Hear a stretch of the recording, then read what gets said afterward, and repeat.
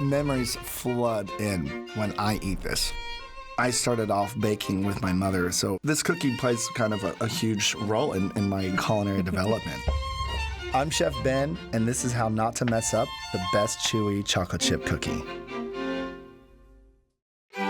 We have butter, which is all fat.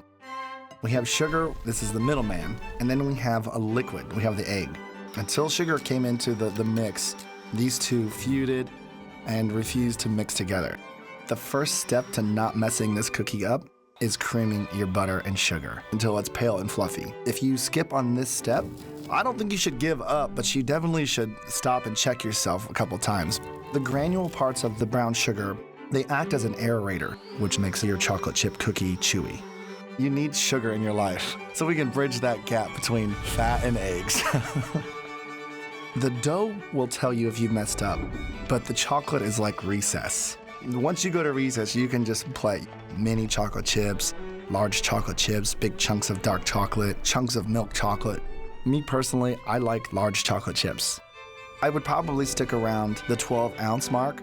You can overpopulate the cookie. You might as well just throw the chocolate directly into the oven.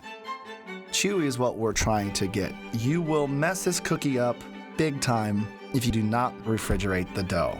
If you don't allow the butter to harden back up, it's gonna be really thin, it's gonna be crispy, your cookie's gonna spread. I don't line them up like robots. I always stagger the cookies so the round parts don't kiss into each other.